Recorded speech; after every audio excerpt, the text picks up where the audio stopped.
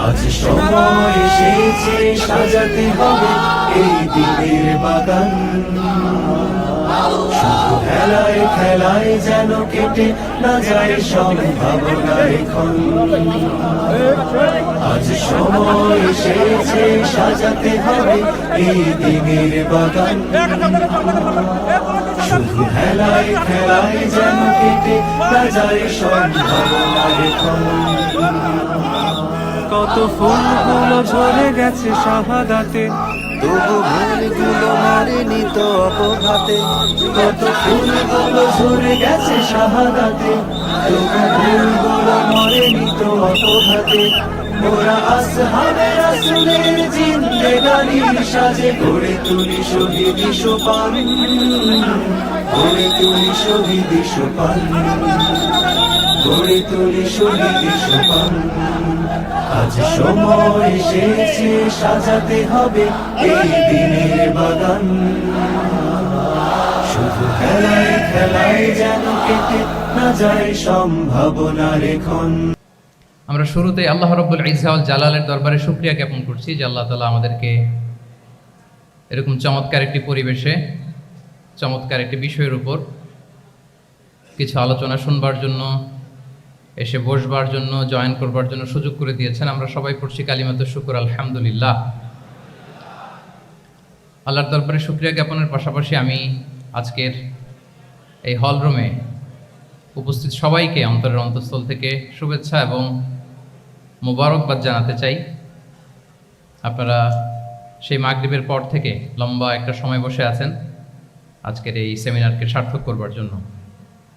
আজকের এই প্রোগ্রামে উপস্থিত হবেন কিছু সময়ের মধ্যেই অত্র বিশ্ববিদ্যালয়ের সম্মানিত ভিসি মহোদয়, উপস্থিত আছেন প্রভিসি মহোদয়, বিভিন্ন faculty dean, head of the departments, Professor's, lecturers, stuffs এবং সুপ্রিয় শিক্ষার্থী বন্ধুরা, আপনাদের সবাইকে আবারও অন্তরের অন্তঃস্থল থেকে মোবারকবাদ জানিয়ে আমার সংক্ষিপ্ত আলোচনা আমরা শুরু করছি। আপনারা একটি টপিকের কথা শুনেছেন, যেই টপিকের আলোকে কিছু কথা আমরা শেয়ার করবার চেষ্টা করব। আমরা স্যারদের মুখ থেকে শুনছিলাম যে এত চমৎকার পরিবেশে কোনো ইসলামিক সেমিনার বা কনফারেন্স এটা আগে হয়নি। আলহামদুলিল্লাহ, জুলাই আপরাইজিংয়ের পরে আল্লাহ তাআলা খুব সহজ করে দিয়েছেন আমাদের জন্য, প্রশস্ত করে দিয়েছেন। আপনারা জেনে থাকবেন যে আমি নিজেও প্রায় 5 বছর দেশের বাইরে ছিলাম। মালয়েশিয়াতে থেকে থেকে ভাবতাম যে দেশে কি আমি 29 সালে ঢুকতে পারবো না 41 সালে ঢুকতে পারবো।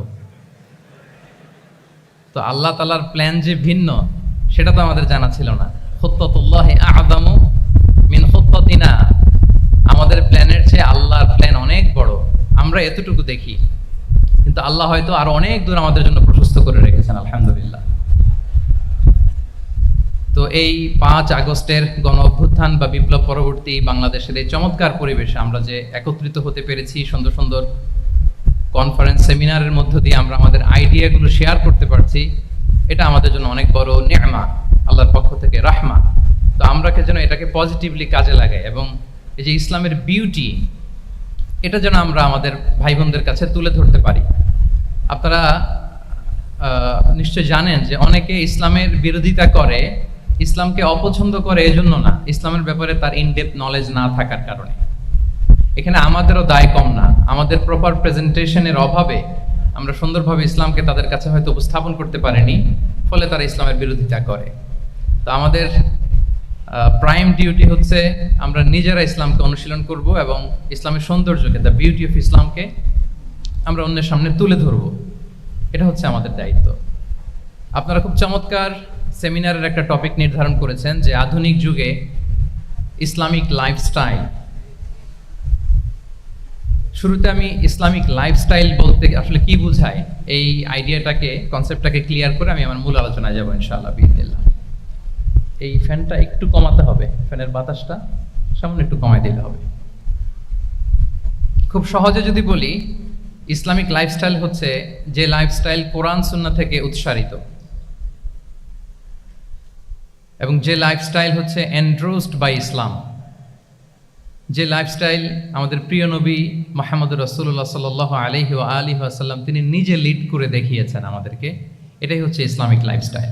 আই রিপিট, যে লাইফস্টাইল কোরআন সুন্নাহ থেকে উৎসারিত, যেই লাইফস্টাইলকে ইসলাম এন্ডোর্সড করে, এবং যে লাইফস্টাইল আল্লাহ রাসূল সাল্লাল্লাহু আলাইহি ওয়া আলিহি ওয়াসাল্লাম আমাদেরকে তিনি লিড করে দেখিয়েছেন, এটা একটা কমপ্লিট প্যাকেজ, একটা হোলিস্টিক প্রজেক্ট। এখানে কাটছাট করার সুযোগ নেই, মানে পিক অ্যান্ড চুজ করার সুযোগ নেই। আমার পুরো জীবনটাকেই ইসলামে অনুশাসন দিয়ে যদি আমরা পরিচালিত করি, ইসলামের ছাঁচে যদি সাজাই, সেটা হবে ইসলামিক লাইফস্টাইল। এখানে পিক অ্যান্ড চুজের কোনো সুযোগ নাই। মানে মুসলিম হইলে পার্ট টাইম মুসলিম হওয়া যায় না, ফুল টাইম মুসলিম হইতে হয়। মানে জীবনের প্রতিটা অঙ্গনে ইসলামকে আমাদের প্র্যাকটিস করতে হবে, কারণ আমরা জানি ইসলাম মানে হচ্ছে complete submission to the order of আল্লাহ, টু দ্য উইশ অফ আল্লাহ। কোনো যদি কিন্তু তবে ছাড়া আল্লাহর আদেশের সামনে নিজেকে উজাড় করে দেওয়ার নাম হচ্ছে ইসলাম। আই রিপিট, আমি আবারও বলছি, কোনো যদি কিন্তু তবে ছাড়া আল্লাহর অর্ডারের সামনে নিজেকে সঁপে দেওয়ার নাম কি? ইসলাম। সবাই বলুন তো, আল্লাহর আদেশের সামনে কোনো যদি কিন্তু তবে ছাড়া নিজেকে সাবমিট করা, এই সাবমিসিভ অ্যাটিটিউডের নাম কি? সবাই বলুন তো। তাহলে আপনি পিক অ্যান্ড চুজ করতে পারবেন না, যে এটা আমার ভাল লাগে, এটা আমার সাথে যায়, সো আমি এটা নিলাম, এটা আমার সাথে যায় না, সো এটা থেকে আমি দূরে থাকলাম, তাইলে এটা ইসলামিক লাইফস্টাইল হলো না। এই কনসেপ্টটা কি ক্লিয়ার সবার কাছে? এটা একটা total package, it's a total project, it's a holistic program. আপনি আপনার সুবিধা মতো এখানে কাটছাট করতে পারবেন না, নিলে পুরোটাই নিতে হবে। তো আমরা অনেকে আবার কাটছাট করি নিজের মন মতো, তাদেরকে উদ্দেশ্য করে আল্লাহ তাআলা বলছেন, আফাতুমিনুনা বিবাদিল কিতাবি ওয়া তাকফুরুনা বিবাদ। তোমরা কি আল্লাহর কিতাবের কিছু অংশ মানো আর কিছু অংশ তোমরা অস্বীকার করো? এটা তোমাদের পলিসি? জেনে রেখো, ওয়ার্নিং দিচ্ছেন যে তোমাদের পলিসি যদি এইটা হয়, তাহলে এই দুনিয়াতে আছে তোমাদের জন্য লাঞ্ছনা, আর আখিরাতে তোমাদেরকে শাস্তির মুখোমুখি হতে হবে। তাহলে কাটছাট করার সুযোগ নেই। আমরা যেটা করি, নামাজ, রোজা, হজ, জাকাতের মতো এই যে আনুষ্ঠানিক ইবাদতগুলো, এগুলোতে আমরা ইসলামকে খুব মানি, ইসলামের অনুশাসন মানি। কিন্তু আমাদের ব্যক্তি জীবন, পারিবারিক জীবন, সামাজিক জীবন, আমার ডিলিংসগুলো, আমার ট্রেড, আমার বিজনেস, আমার ব্যবসা, আমার বিয়ে শাদী, আমার বিহেভিয়ার, এগুলোকে অনেক সময় আমরা ইসলামের অনুশাসন অনুযায়ী মানতে চাই না। এগুলোর ক্ষেত্রে আমরা অনেক সময় ইসলামের অনুগামী হই না। এইখানে একটা ঝামেলা রয়ে গেছে আমাদের। কিন্তু মূল কথা হচ্ছে, আপনি ইসলামকে মানলে দ্য টোটাল প্যাকেজ আপনাকে মানতে হবে। এখানে কাটছাট করার কোনো সুযোগ আছে বলেন তো? আওয়াজ করে বলেন, কোন কাটছাটের সুযোগ কি আছে? কারণ কমপ্লিট প্যাকেজ, কমপ্লিট প্যাকেজ। জীবনের প্রতিটি অঙ্গনকে ইসলামের অনুশাসন দিয়ে সাজানো, বা জীবনের প্রতিটি অঙ্গনে ইসলামকে অনুশীলন করার নামই হচ্ছে ইসলামিক লাইফস্টাইল। মূলত ইসলামই একটা lifestyle. Islam is not merely a set of beliefs and rituals, rather it's a lifestyle. ইসলাম নিজেই একটা lifestyle that emphasizes justice, spirituality, integrity and modesty. আপনি যদি নিতে চান, আপনাকে পুরোটাই নিতে হবে, তাহলে কাটছাট করার সুযোগ নেই। এটা হচ্ছে প্রথম, first and foremost reminder tonight, যে ইসলাম একটা টোটাল প্যাকেজ, একটা কমপ্লিট প্রোগ্রাম, একটা হোলিস্টিক প্রোগ্রাম। এখানে পিক অ্যান্ড চুজ করতে পারবো না আমরা। আপনি যদি আমাকে ইসলামী লাইফস্টাইলের উপরেই সেমিনারে কথা বলতে বলেন, I must say you have to take the entire package, পুরোটাই আপনাকে নিতে হবে। এই আইডিয়াটা ক্লিয়ার হয়েছে আমাদের সবার কাছে? সবার কাছে ক্লিয়ার তো? তাহলে পিক অ্যান্ড চুজ করবো নাকি? শুনি নাই সবার কাছ থেকে। পিক অ্যান্ড চুজ করা যাবে? কাটছাট করা যাবে? কিছু কিছু রুলস এন্ড রেগুলেশন আমার খুব ভালো লাগে, আমার জন্য খুব সুবিধা হয়, ওইটা নিলাম, বাকিগুলা কাটছাট করে দিলাম। তার মানে সহজভাবে পার্ট টাইম মুসলিম হওয়ার কোনো সুযোগ নেই, হলে ফুল টাইম হতে হবে। কাস্টমাইজড ইসলামের কোনো সুযোগ নেই, টোটাল প্যাকেজটাকে আমার অ্যাডাপ্ট করতে হবে। এটা হচ্ছে ইসলামিক লাইফস্টাইল। তো আজকের এই সেমিনারে আমি কিছু ট্রেটস বা the core values of Islamic lifestyle আপনাদের সাথে শেয়ার করবার চেষ্টা করব, যাতে করে ব্যাপারটা আরও ক্রিস্টাল ক্লিয়ার হয় যে আসলে what is Islamic lifestyle all about. আসলে এটা কি, কিভাবে এটা আমরা অ্যাডাপ্ট করব, কিভাবে এটার সাথে নিজেকে খাপ খাওয়াবো, কিভাবে এটা আমরা প্র্যাকটিস করব। তাহলে প্রাথমিক কথা অলরেডি ডান, যে কাটছাট আমরা করব না, পিক অ্যান্ড চুজ করবো না, টোটাল প্রোগ্রামটাই আমরা নেওয়ার চেষ্টা করব। তো এখন আমরা কিছু কোর ভ্যালিউজের কথা বলবো, যেগুলো দিয়ে ইসলামিক লাইফস্টাইলের মূল ধরনটা আমাদের কাছে ক্লিয়ার হবে। ইসলামিক লাইফস্টাইলের কথা যদি আমাদেরকে বলতে হয়, প্রথম যেই ট্রেড, যে ক্যারেক্টারিস্টিক্স বা ভ্যালিউর কথা আমাকে বলতে হবে, সেটা হচ্ছে দ্য কনসেপ্ট অফ হালাল অ্যান্ড হারাম। ইফ দেয়ার ইজ নো হালাল অ্যান্ড হারাম, there is no Islamic lifestyle, for sure I am telling you. যদি হালাল হারাম না থাকে, এটা যদি আমরা মেনটেন না করি, এটা কোশ্চিন কালো ইসলামিক লাইফস্টাইল হবে না। আপনাকে হারাম থেকে যোজন যোজন দূরে থাকতে হবে, আর হালাল দিয়ে জীবনটাকে সাজাতে হবে। কারণ যেখানেই হালাল সেখানেই বারাকা। রিপিট, আমি আবারও বলছি, যেখানেই হালাল সেটার মধ্যে কি? হারামে কোনো বারাকা আছে? হারামে আছে অস্থিরতা, সাময়িক উন্মাদনা, এর ভেতরে বারাকা নাই। হালালের ভেতরে আল্লাহ তাআলা বারাকা ঢুকিয়ে দিয়েছে। আচ্ছা, আপনারা বলুন তো, গরুর গোশত খাওয়া এটা হালাল না হারাম? হালাল। কুকুরের গোশত খাওয়া হালাল না হারাম? আচ্ছা, গরু বছরে বাচ্চা দেয় কয়টা? গাভী? আচ্ছা, একটা। কুকুর দেয় কয়টা? কয়টা? 7টা, 8টা, 10টা? ফ্যামিলি প্ল্যানিং নাই তো? দেদারসে দিচ্ছে। আচ্ছা, গরু হালাল, কুকুর হারাম। গরু বাচ্চা দেয় কয়টা? কুকুর দেদারসে দিচ্ছে। তারপরেও বলেন, আমাদের এই যে বাংলাদেশে আমাদের কুরবানির ঈদে লক্ষ লক্ষ গরু জবাই হয়, বিয়ের অনুষ্ঠানগুলোতে এত গরুর গোশত আমরা খাই, প্রতিদিনের চাহিদা মেটানোর জন্য তো কত গরু কোরবানি করা হয়। এরপরে বলেন, বাংলাদেশে গরু বেশি না কুকুর বেশি? সবাই বলেন, গরু বেশি না কুকুর বেশি? কারণ কি? হালাল। কারণ কি? এই হালালে বরকত ঢুকিয়ে দিয়েছে কে? তাহলে if there is no concept of হালাল অ্যান্ড হারাম, there is no Islamic lifestyle. প্রথম core value of Islamic lifestyle হচ্ছে আপনাকে হালাল দিয়ে আপনার জীবনকে সাজাতে হবে। লা ইয়াদখুলুল জান্নাতা জাসাদুন গুযিয়া বিল হারাম। হারাম খেয়ে বর্ধিষ্ণু যে দেহ, সে দেহ আল্লাহর জান্নাতে প্রবেশ করবে না। মানে whatever you consume, it should be হালাল। এটা হালাল হইতে হবে। শুধু যেটা আপনি খাচ্ছেন এটাই না, কুলু মিম্মা ফিল আরদি হালালান তাইয়্যিবা, আল্লাহ তাআলা বলেছেন যেটা কনজিউম করবো হালাল হবে, হালাল হতে হবে। তো এটা শুধু এত ন্যারো কনসেপ্ট না, আপনার জীবনের সবটাই হালাল হতে হবে। ইউর ফুড শুড বি হালাল, ইউর ড্রিঙ্ক শুড বি হালাল, ইউর ইনকাম শুড বি হালাল, ইউর ফ্যাশন শুড বি হালাল, ইউর এন্টারটেইনমেন্ট শুড বি হালাল। সব কিছু হালাল হইতে হবে। আমরা অনেকে যে ভুলটা করি, আমরা খাওয়ার ক্ষেত্রে শুধু হালাল খুঁজি, এরকম অনেকে করে, কিন্তু অন্যান্য ক্ষেত্রে হালাল হারামের বাজ বিছান নাই। আমি একটা উদাহরণ প্রায়ই দেই, দেখবেন যে আমাদের বাংলাদেশের সরকারি অফিসগুলোতে তো ঘুষ চলে নাকি? আল্লাহ ঘুষ থেকে এই জাতিকে তুমি হেফাজত করো। আচ্ছা, দেখবেন যে আমাদের বিভিন্ন সরকারি অফিসগুলোর মুসলিম কর্মকর্তারা, তারা ওয়াইন খায় না। আমি দেখেছি, থাইল্যান্ডে গিয়েছে, চায়না গিয়েছে অফিসের কাজে, ওখানে হালাল রেস্টুরেন্টগুলো খুঁজে, কারণ মুসলিম, তার হালাল খাইতে হবে। তো সে ওয়াইন খায় না, পর্ক খায় না, কারণ ইসলামে এটা হারাম। আবার অনেক হিন্দু কর্মচারী, সে আবার গরুর গোশত খায় না, কারণ কি তার ধর্মে ওইটা হারাম। কিন্তু এই মুসলিম কর্মচারী, হিন্দু কর্মচারী দুইজনের নির্বিশেষে মাশাআল্লাহ ঘুষ খায়। এরকম হয় না? দেখেন, মুসলিম ওয়াইন খায় না, পর্ক খায় না, তার ধর্মে হারাম। আমার হিন্দু ভাই গরুর গোশত খায় না, এটা তার ধর্মে হারাম। কিন্তু ঘুষ আবার দুই ধর্মে হালাল নাকি? হ্যাঁ, হালাল। তার মানে ওই যে pick and choose, you got the point, right?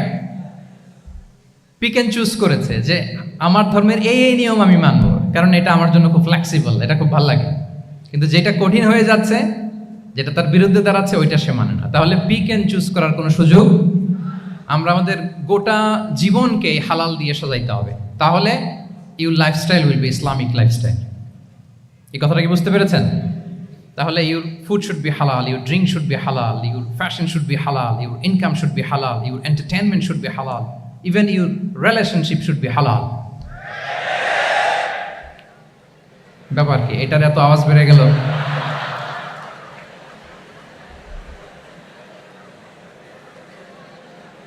এটা কমন পড়ে গেছে নাকি? আচ্ছা বলেন, হালাল রিলেশনশিপ কোনটা বলেন? এই তো আসল জায়গায় হাত দিছি বোধহয়।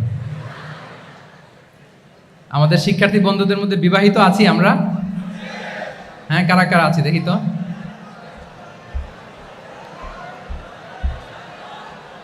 দেখি দেখি, মাশাআল্লাহ মাশাআল্লাহ, ঠিক আছে ঠিক আছে। আমাদের বোনরা উপরে আছেন, মাশাআল্লাহ, অনেকে হাত তুলেছেন, আলহামদুলিল্লাহ। এই তো আমাদের যারা হাত তুলছেন তাদের জন্য একটা তাকবীর দেই আমরা, আল্লাহু আকবার। এই যে আপনারাই বলেছেন, আমার কোনো লিগ্যাল অপিনিয়ন দেওয়ার প্রয়োজন হচ্ছে না, যে হালাল রিলেশনশিপ হচ্ছে বিয়ে। তাহলে বিয়ের বাইরে যদি আমার কোনো রিলেশনশিপ থাকে, হালাল না হারাম? ফতোয়া দিচ্ছে কে? আমি? আপনারাই দিচ্ছেন। বলেন, বিবাহ পরবর্তী কোনো যদি এক্সট্রা ম্যারিটাল রিলেশনশিপ থাকে, এটা ইসলামে হালাল না হারাম? তাইলে pre marriage relationship, after marriage relationship, এটা শরীয়তে হারাম। তো এই হারাম যদি আমি এই হারামের সাথে যদি নিজেকে জুড়ে দেই, তাহলে আমার লাইফস্টাইল এটা ইসলামিক লাইফস্টাইল হতে পারে না। আমরা বিয়ের মতো পবিত্র বন্ধনের মধ্য দিয়ে আমরা আমাদের দাম্পত্য জীবনকে উপভোগ করব। আল্লাহ তৌফিক দান করুক। এই যে অনেকে হাত তুলে ফেলছে, মাশাআল্লাহ, তার মানে সেকেন্ড ইয়ারে আছে, ফার্স্ট ইয়ারে আছে, থার্ড ইয়ারে আছে, আলহামদুলিল্লাহ, হালাল রিলেশনশিপে তারা গিয়েছে, মাশাআল্লাহ। তাহলে হালাল এন্ড হারামের ব্যাপারে যদি আমরা বলি, আমাদের পুরো জীবনের প্রতিটি অঙ্গন আমরা হালাল দিয়ে সাজাবো, কি বলেন? পারা যাবে তো ইনশাআল্লাহ? হারামের সাথে আমাদের কোনো সম্পর্ক আছে? হ্যাঁ, আমরা সবকিছু হালাল দিয়ে সাজাবো তো? হারামকে আমরা না বলে দিব, না, নো। আজকের এই জহির রায়হান মিলনায়তন, না এটা কি নাম, জহির রায়হান মিলনায়তনের এই হলরুম থেকে হারামকে আমরা লাল কার্ড দেখাই দিলাম, কি বলেন? হারামকে আমরা নো বলবো, আওয়াজ করে বলুন, নো। ওকে, নো টু হারাম। তাহলে দ্য কনসেপ্ট অফ হালাল এন্ড হারাম আশা করি আমাদের কাছে ক্লিয়ার। আমরা হালাল দিয়ে নিজেদের জীবনকে সাজাবো, হারামের সাথে আমাদের কোনো সম্পর্ক নাই। তাহলে একটা ট্রেড আমরা শেয়ার করলাম, একটা কোর ভ্যালু শেয়ার করলাম, যে আমরা যদি হালাল মেনটেন করতে পারি আমাদের জীবনে, এটা হচ্ছে one of the core values of Islamic lifestyle. 2 নম্বর হচ্ছে, ইসলামিক লাইফস্টাইলটা বেসিকলি এটা একটা প্রোডাক্টিভ লাইফস্টাইল। মানে ইসলামী লাইফস্টাইল আমাদেরকে প্রোডাক্টিভ হতে উদ্বুদ্ধ করে। আপনার দিন শুরু হবে অনেক সকালে, প্রোডাক্টিভিটি নিয়ে অনেক লম্বা আলোচনা করা যেতে পারে। আমি ছোট্ট একটা পয়েন্ট যদি আজকের এই হলরুমে শেয়ার করি প্রোডাক্টিভিটি নিয়ে, যে ইসলামিক লাইফস্টাইল হচ্ছে আপনি একেবারে সকাল সকাল আপনার দিন শুরু করবেন। Early to bed and early to rise makes a man healthy wealthy. সবাই তো শিখেছি এটা, যে আগে আগে ঘুমোতে যাও, আগে আগে ঘুম থেকে জাগো, তুমি ধনী হবে, তারপর তুমি প্রজ্ঞাবান হবে, তুমি সুস্বাস্থ্যের অধিকারী হবে। এটা হচ্ছে ইসলামিক লাইফস্টাইলের একটা কোর ভ্যালিউ। সকাল সকাল দিন শুরু করা, মানে সানরাইজের আগে আমার সকাল শুরু হবে। কাজী নজরুলের যে কবিতা, সূর্যি মামা জাগার আগে উঠবো আমি জেগে, পড়েছি আমরা সবাই, কিন্তু হয়তো মানা হয় না। তো এই যে সকাল সকাল ঘুম থেকে ওঠা, এটা যদি আপনার মধ্যে না থাকে, এটা ইসলামিক লাইফস্টাইল হতে পারে না। You must be a morning person. সকাল সকাল উঠতে হবে। আপনার সময় এমনভাবে মেনটেন করবেন আপনি, যে সকাল সকাল ফজরের পর থেকে আপনি অ্যাক্টিভ। তার মানে you have to wake up early, you have to sleep early.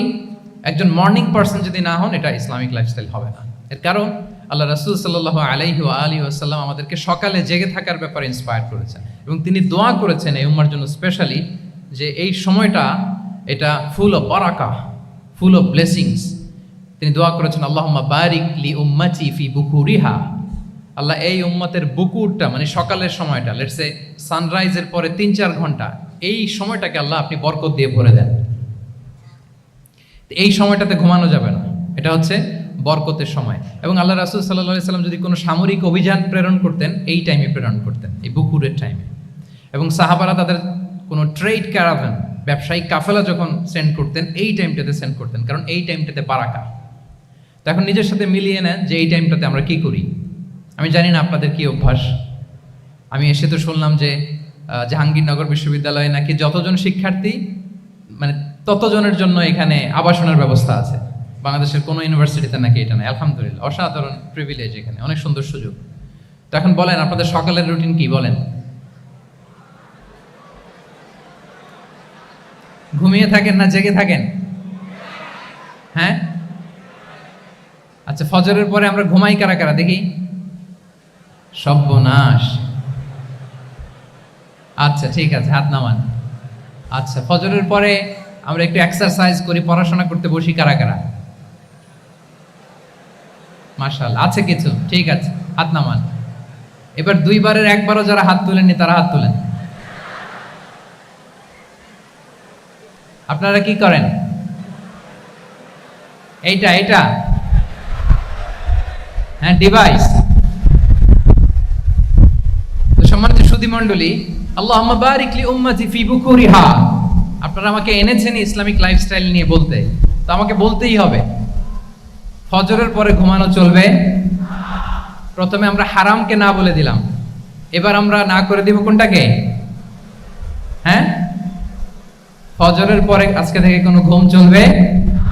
যদি আপনি চান একটু একটু দূরে সরাইতে হবে, যে ড্রোনগুলো একটু একটু দূরে সরাইতে হবে।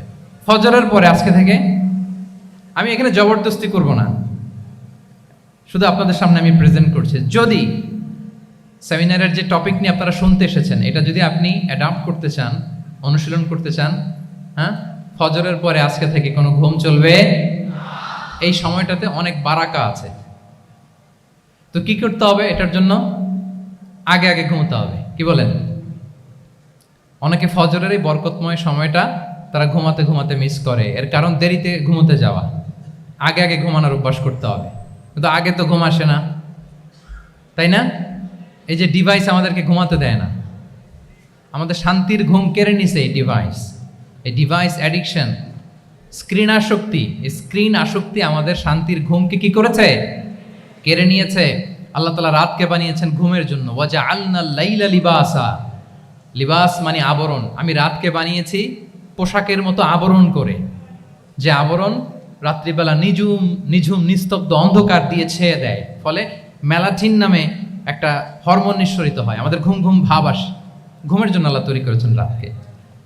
এরপরে আল্লাহ তাআলা বললেন ওয়াজআলনান নাহারা মাআশা, আর দিনকে বানিয়েছি আমি প্রাণ চঞ্চল করে, দিনে আমরা কাজ করব। তাহলে রাতে আগে আগে ঘুম, আর দিনের বেলা আল্লাহ তাআলা আমাদেরকে কাজ করার জন্য সৃষ্টি করেছেন। কিন্তু এই সাইকেলটাকে আমরা ঘুরাই ফেলছি। রাতে যত দেরি করে আপনি ঘুমাবেন, সকালে ঠিক তত দেরি করে আমাকে উঠতে হয়, ঠিক কিনা বলেন? তাহলে ফজরের পর বকুর পিরিয়ড অফ টাইমটাকে কাজে লাগাতে হলে রাতে আমাদেরকে আগে ঘুমাতে যেতে হবে। রাতে কি করতে হবে? আগে ঘুমোতে যেতে হবে। তাহলে এক নম্বরে কি বললাম? কনসেপ্ট অফ হালাল এন্ড হারাম। 2 নম্বরে বললাম প্রোডাক্টিভিটি। ইসলামিক লাইফস্টাইল হচ্ছে একটা প্রোডাক্টিভ লাইফস্টাইল। এটা মেনটেন করতে হলে প্রোডাক্টিভিটির অনেক কথা। একটা কথা হচ্ছে সকাল সকাল আপনার দিন শুরু করুন। কি পারা যাবে তো ইনশাআল্লাহ? সবাই একসাথে পড়ে ইনশাআল্লাহ। এই যে আমাদের দেরি করে রাতে ঘুম আসে, স্ক্রিন আসক্তি, এই ডিভাইস আমাদের আরামের ঘুম কেড়ে নিছে কেন জানেন? এর কারণ হচ্ছে আল্লাহর দেয়া যে ফিতরাত, এই ফিতরাতকে আমরা উল্টে দিয়েছি। ফিতরাত শব্দটার সাথে আপনাদের পরিচয় আছে? হ্যাঁ, the innate characteristics of a human being. একটা মানুষের যে ক্যারেক্টারিস্টিক্স, যে ইননেট স্বভাব দিয়ে আল্লাহ তাআলা তৈরি করেছেন, নেচার, এটাকে আরবিতে বলে ফিতরাত। এই ফিতরাতের বিরুদ্ধে কিছু করা যাবে না। ইসলামিক লাইফস্টাইল হচ্ছে ফিতরা বেসড লাইফস্টাইল। ফিতরাতুল্লাহিল্লাতী ফাতারান নাসা আলাইহা লা তাবদীলা লিখালকিল্লাহ। আল্লাহর প্রকৃতির অনুসরণ করো, যে প্রকৃতি দিয়ে তিনি মানুষকে সৃষ্টি করেছেন। আর আল্লাহর সৃষ্টি কাঠামোর মধ্যে কোনো পরিবর্তন, কোনো বিকৃতি নেই। সুবহানাল্লাহ বিহামদি। তা আমরা এই ফিতরাতকে চেঞ্জ করে দেওয়ার কারণে এই ঝামেলা। আমরা সবাই এই ফিতরাতের উপর জন্মেছি। কুল্লু মাউলুদিন ইউলাদু আলাল ফিতরা ফাআবাওয়াহু ইউহাউবিদানিহি আও ইউনাসসিরানিহি আও ইউমাজ্জিসানিহি। প্রতিটি নিউ বর্ন বেবি তারা ফিতরাতের উপর জন্মায়, মানে নবজাতক সন্তান ইসলামের উপর জন্মায়। কিন্তু বাবা মা তাকে হয় ইহুদি বানায়, নাসারা বানায়, বা অগ্নি উপাসক বানায়। তাহলে এই যে ফিতরাত, আল্লাহর দেয়া ফিতরাতকে যখন আমরা চেঞ্জ করেছি, আমাদের জীবন থেকে বারাকা উঠে গিয়েছে। ফিতরাতকে যদি আরো সহজ করে আমি আপনাদেরকে বুঝাই, তাহলে ফিতরাত হচ্ছে যা কিছু স্বাভাবিক, যা কিছু কল্যাণকর, যা কিছু ভালো, তাই ফিতরাত। আই রিপিট, সুপ্রিয় শিক্ষার্থী বন্ধুরা, ফিতরাত হচ্ছে যা কিছু স্বাভাবিক, যা কিছু ভালো, যা কিছু কল্যাণকর, তাই কি? তাই ফিতরাত। এই যে এখন আরবি কোন মাস চলছে বলেন তো? রজব, এই রজব মাসের ২৬ তারিখ দিবাগত রাত্রে আল্লাহ রাসূল সাল্লাল্লাহু আলাইহি ওয়াসাল্লাম ঊর্ধ্ব জগতের একটা ভিজিটে গিয়েছিলেন। আমরা জানি না সবাই, হ্যাঁ, ইসরা মেরাজের কথা আমরা জানি। সো এই মেরাজ রজনীতে আল্লাহ রাসূল সাল্লাল্লাহু আলাইহি ওয়া আলিহি ওয়াসাল্লাম ফিতরাত, মানে what is the essence of ফিতরা, এটা বোঝানোর জন্য এই হাদিসটা আমি শেয়ার করছি। মেরাজে যখন গেলেন, জিবরিল আলাইহিস সালাম ওনাকে 2টা পেয়ালা দিলেন। তিনি বললেন উচি চুবি ইনা আইন, আমাকে 2টি পেয়ালা দেয়া হলো, ফি আহাদিহিমা লাবান ওয়া ফিল আখারি খামর, এক পেয়ালায় ছিল দুধ, আরেক পেয়ালায় ছিল মদ। ফা আখাযতুল লাবান ওয়া শারিবতু, যখন 2টা অপশন দেয়া হলো, 2টা পেয়ালা, আমি দুধের পেয়ালাটা নিলাম এবং সেটা পান করলাম। তখন জিবরিল আলাইহিস সালাম বললেন আসাবতাল ফিতরা, মানে you are guided to the ফিতরা, আপনি সঠিকটাই নিয়েছেন, যেটা ফিতরা, যেটা নেওয়া উচিত আপনি ওইটাই নিয়েছেন। তাহলে এখন আরো সহজ হবে, যদি 2টা পেয়ালা দেয়া হয়, একটা মদের পেয়ালা আর একটা দুধের পেয়ালা, তো আমরা নিব কোনটা বলেন?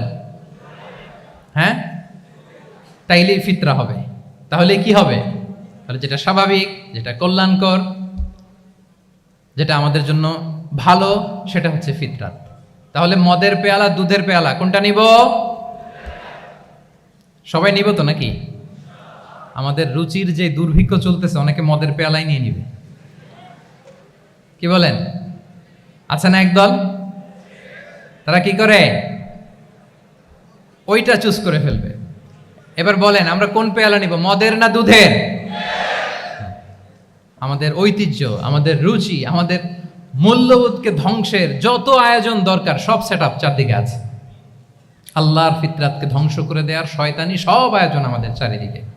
বাট আপনাকে রাইট থিংটা চুজ করতে হবে। তাহলে রাসূল সাল্লাল্লাহু আলাইহি ওয়াসাল্লামকে দুধ দেয়া হলো, মদ দেয়া হলো, তিনি নিলেন দুধের পেয়ালা। তাহলে এটা হচ্ছে ফিতরাত। এটা কি ফিতরাত? এভাবে সব কিছু চেঞ্জ করে দেওয়া হয়েছে। সব কিছু, আমাদের লাইফস্টাইল চেঞ্জ করে দেওয়া হয়েছে, আমাদের ফুড হ্যাবিট চেঞ্জ করে দেওয়া হয়েছে, আমাদের খাদ্যাভ্যাসের মধ্যে পরিবর্তন। দেখবেন যে এখন আমরা যা খাই, আগে কিন্তু এটা খাইতাম না। এখন আমরা প্রসেসড ফুড খাই, হ্যাঁ, ফাস্ট ফুড খাই, জেনেটিক্যালি মডিফাইড যে ফুডগুলো আমরা খাই, এরপরে ল্যাব মিট, কত যে ভয়ঙ্কর। আপনারা জেনে থাকবার কথা যে ল্যাবে তৈরি মাংস দেখেছেন নাকি আপনারা? প্রাকৃতিক মাংসের কোনো ছিটে ফোটা নেই, কিন্তু এটা গরুর মাংস হয়ে গেছে, ওইটা মানুষ খাচ্ছে। মানে আমাদের লাইফস্টাইলও করাপ্টেড, আমাদের ফুড হ্যাবিটও করাপ্টেড, আমাদের স্লিপিং সাইকেলটা করাপ্টেড, সব কিছু করাপ্ট করে দেওয়া হচ্ছে। এবং এটার প্রভাব পড়েছে আমাদের শিশুদের মধ্যেও। দেখবেন যে শিশুরা সবজি খেতে চায় না। আমার তো 2 মেয়ে আছে, আমি তো দেখি বাসায়, বা অনেকের কমপ্লেনগুলো আমরা শুনি। আমাদের এখনকার বাচ্চাদেরকে ভেজিটেবলস দিলে খায় না, মাছ দিলে খায় না, অর্গানিক ভালো ভালো খাবার দিলে শাকসবজি খায় না। কি খাবে জানেন? সচেস খায়, সচেস, হটডগ খায়। হ্যাঁ, ওই যে আপনি অর্ডার দিয়ে বার্গার এনে দিবেন, পিৎজা এনে দিবেন, ওইটা খাবে। তারপর ইনস্ট্যান্ট নুডলস খাবে, স্যুপ খাবে, ফ্রোজেন যত মিল আছে এগুলো খাবে, টিনজাত খাবার যেগুলো দীর্ঘদিন সংরক্ষণ করে রাখা হয়। তো বলেন, আজ থেকে 30 বছর আগে আমাদের বড়রা কিংবা আমাদের শিশুরা, আমরা কেউ কি এই খাবার খেয়েছি? বলেন তো, আওয়াজ করেন, খেয়েছি কেউ? Entire system. কেন আমরা ইসলামিক লাইফস্টাইল নিয়ে কথা বলছি এখন? কারণ আমাদের পুরো সিস্টেমটাই, আমাদের পুরো ফিতরাতটাই ওরা চেঞ্জ করে দিয়েছে। তারপর ডিভাইস ছাড়া বাচ্চারা খেতে চায় না, কার্টুন দেখে দেখে খাওয়াতে হয় ওদের। কি বলেন? আচ্ছা বলেন তো, আজ থেকে 30 বছর পেছনে ব্যাক টু দ্য হিস্ট্রিতে যদি আমরা যাই, 70-এর দশকে, 80-র দশকে বাংলাদেশের কোনো একটা গ্রামের কথা, একটা পল্লীর কথা আপনি একটু চিন্তা করেন তো। রাত 8টার দিকে, 9টার দিকে আপনি ওই গ্রামের কাউকে খুঁজে পাবেন? 70-এর দশকে, 80-র দশকে একটা গ্রামের, একটা গ্রামীণ একটা পরিবেশের কথা যদি চিন্তা করেন, রাত 8টায় সবার কি অবস্থা বলেন তো? আপনি তো ঘুম খুঁজে পান না, আপনার তো ইনসমনিয়া। আমাদের এখন ট্যাবলেট খাওয়া লাগে না ঘুমের জন্য? আমাদের তো ইনসমনিয়া হয়ে গেছে এখন। কিন্তু আজ থেকে বেশি দূরে না, 30 বছর আগের একটা গ্রামীণ পরিবেশের রাত 8টার পরিবেশ হচ্ছে সবাই ঘুম। আমরা তারও 2 বা 3 ঘন্টা পরে ডিনার করব, কিন্তু ওনাদের মাগরিবের আগে বা পরে ডিনার করে ফেলছে, এশার নামাজ পড়েই কি 1-2 না, পুরো গ্রাম জামাতে ঘুম। পুরো গ্রাম জামাতের সাথে ঘুম। তো যে লোকটা 8টার দিকে ঘুমালো, উঠবে কখন বলেন? রাত 3টার পর ওর ঘুম আসবে? আর হ্যাঁ, ঘুমেরও তো একটা লজ্জা শরমের ব্যাপার আছে। আর কত থাকবে এখানে? কি বলেন? আপনি তো ঘুমাতে যান রাত 2টায়, আর আজ থেকে 30 বছর আগে আমার বাংলাদেশের একটা গ্রামীণ পরিবেশে রাত 8টার দিকে সবাই ঘুম। আমরা এখন যেই টাইমটাতে ঘুমোতে যাই ওই সময় ওনাদের অর্ধেক ঘুম শেষ। ফজরের নামাজ পড়ে আমাদের বাপ চাচারা কি করতো? হ্যাঁ, একটু ব্যাক টু দ্য হিস্ট্রিতে তাকান না। ফজরের নামাজ পড়ে এক বল পান্তা ভাত খাইতো। আমরা তো এখন এতটুকু খাইলে আমাদের এটা বার্ন করার জন্য দৌড়াইতে হয় 5 কিলো, জিমনেশিয়ামে যাইতে হয়, কত আয়োজন, কত ওয়ার্কআউট করা লাগে। এক বল কাঁচামরিচ দিয়ে, পোড়ামরিচ দিয়ে ভাত খেয়ে চলে যাইতো ফসল খেতে। দুপুরে আবার এক বল, খাইতে বসলেই এক বল। আমরা সারা মাসে খেতে পারি না এক বল। আচ্ছা, কি খেত? খাওয়ার আইটেমটা দেখেন তো। কোনো ফরমালিন আছে? কথা বলেন। কোনো মেডিসিন ছিল না, একেবারে ফ্রেশ, হ্যাঁ, পিওর অর্গানিক। নিজেদের মাঠ থেকে আনা যে ধান, ঢেকি ছাটার ধান দিয়ে ভাত খেত। বাড়ির পুকুরের মাছ, কোনো ফরমালিন নাই। নিজের চাষ করা সবজি খেত, গোয়ালের দুধ খেত। আমরা অনেকে মনে করি যে আমাদের এই যে সায়েন্স অ্যান্ড টেকনোলজিক্যাল অ্যাডভান্সমেন্টের যুগে আমরা বোধহয় খুব সুখে আছি। আমাদের দাদা পরদাদারা বোধহয় এত সুখ করে যায় নাই। ওনারা যে সুখ করে গেছে তা আমরা চোখেও দেখিনি। আমার দাদা পরদাদারা যে সুখে লাইফ লিড করেছে তার অর্ধেকও আমরা করতে পারি না। তারাই আসলে শান্তির, সুখের, আনন্দের সময়টা তারা কাটিয়েছে। তাহলে সম্মানিত সুধী মণ্ডলী, পুরো আমি আপনাদেরকে বোঝানোর চেষ্টা করছি যে ইসলামিক লাইফস্টাইল নিয়ে why we should talk about Islamic lifestyle. কারণ পুরো সিস্টেমটাকে তারা কলাপস করেছে, করাপ্ট করেছে। ফুড হ্যাবিট, আমাদের লাইফস্টাইল, আমাদের স্লিপিং স্টাইল সব চেঞ্জ করেছে। তো এই জন্য আল্লাহর দেয়া ফিতরাতকে যেন আমরা প্রিজার্ভ করি, আমরা সচেতন হই। এখনই যদি সচেতন না হই, ডিজাস্টার আমাদের জন্য অপেক্ষা করছে। Just wait and see. তাহলে ইসলামিক লাইফস্টাইল হচ্ছে একটা ফিতরা বেসড লাইফস্টাইল। এই ফিতরাকে আমাদেরকে প্রিজার্ভ করতে হবে। তাহলে 3টা পয়েন্ট বলে ফেলছি অলরেডি, যদি আপনাদের মনে থাকে। প্রথমে কি বলেছিলাম? হালাল, হালাল দিয়ে জীবন সাজাবো। 2 নম্বরে প্রোডাক্টিভিটির জন্য কি করব? রাতে দেরি করে ঘুমাবো। তাহলে আগে আগে ঘুমাবো, ফলে আগে আগে ঘুম থেকে জেগে কাজ শুরু করব। 3 নম্বরে ফিতরা, মানে আল্লাহর দেয়া প্রাকৃতিক যে নিয়ম, মানে আলোর সাথে সাথে আমার জীবন শুরু, আলো নাই আমিও ঘুমায় পড়বো। কি বলেন? আপনি উন্নত দেশে তো তাই হয়। জাপানে আমি কয়েকবার গিয়েছি, আগে আগে ঘুমায় পড়ে। ইভেন আমেরিকাতে আমি কয়েকবার গিয়েছি, অনেক অনেক শহরে 8টার পরে সুপার শপ বন্ধ, 8টার পরে ঘুম এরা। আমরা হাঁটছি কোন দিকে? আমরা একটু নিজেদেরকে প্রশ্ন করি। তাহলে 3 নাম্বার হচ্ছে ফিতরা বেসড যে লাইফস্টাইল, এটার দিকে আমাদেরকে ফিরে আসতে হবে। 4 নাম্বার হচ্ছে মডেস্টি, শালীনতা। One of the core values of Islamic lifestyle. এই শালীনতা আমরা হারাতে বসেছি। মডেস্টি বললেই অনেকে শুধু কাপড় চোপড় নিয়ে চিন্তা করে যে ছোট কাপড়, বড় কাপড়। Modesty is not about only clothing, but also your behaviour, your dealing, your overall character. শুধু আপনি মডেস্টি, শালীনতা বললে কাপড় চোপড় নিয়ে চিন্তা করবেন না। এটা আপনার মডেস্টি ইন ইউর স্পিচ, আপনার কথার মধ্যেও শব্দ চয়নে মডেস্টি থাকতে হবে, আপনার বিহেভিয়ারে মডেস্টি থাকতে হবে, আপনার ডিলিংসে মডেস্টি থাকতে হবে। এই শালীনতা আমরা হারাচ্ছি। তার বিপরীতে আমাদের সমাজে অশ্লীলতার প্রসার হচ্ছে, লাজুকতা হারিয়ে যাচ্ছে। লাজুকতা, লজ্জা শরম থাকা, এটা যে কত বড় নেয়ামা। যেই জাতি একবার এটা হারিয়ে ফেলে আর কোনো কিছু দিয়ে, জোড়াতালি দিয়ে এটা তারা রিভাইভ করতে পারে না। এই যে ওয়েস্ট তো এখন যা যা আমাদেরকে শিখাইছে, যেটাকে আমরা স্ট্যান্ডার্ড মনে করি, আবার তারা ফিরতেছে। এই যে ডিভাইসের কথা বলছি না, আপনি অস্ট্রেলিয়ার খোঁজ খবর নেন, যারা খোঁজ নিয়েছেন তারা জানেন আন্ডার 16 কোনো বাচ্চা সোশ্যাল মিডিয়া ইউজ করতে পারে না অস্ট্রেলিয়াতে। 1 মাস অ্যাপ্লাই করে, কান্ট্রি ওয়াইড অ্যাপ্লাই করে দেখায় ফেলছে। Facebook, including Facebook, WhatsApp, Twitter, TikTok, 10টা অ্যাপস যেগুলো বাচ্চাদের মধ্যে এডিকশন নিয়ে আসে, এগুলো সব বন্ধ। জানেন এই নিউজটা? জানেন? মানে ফিরতেছে, উল্টা ফিরতেছে। এই যে শালীনতার কথা আমরা বলি, এটা হারাচ্ছে। রাসূল সাল্লাল্লাহু আলাইহি ওয়াসাল্লাম বলেন, যার শালীনতা নাই ইযা লাম তাস্তাহি ফাসনা মা শি'তা, যখন তোমার লজ্জা শরম থাকবে না, যা মনে চায় তাই করো। শিশু মোহাম্মদ চলে গেল সেই বনু সাআদে, ছোট্ট মোহাম্মদ কাঁদে না, কাঁদে না কখনো, ক্ষুধা লাগলেও কাঁদে না, ব্যথা পেলেও কাঁদে না। কিন্তু ছোট্ট মোহাম্মদের প্রাইভেটসের জায়গা থেকে কাপড়টা যখন সরে যেত, শিশু মোহাম্মদ কেঁদে দিত। সুবহানাল্লাহ, শালীনতা। ইযা লাম তাস্তাহি ফাসনা মা শি'তা।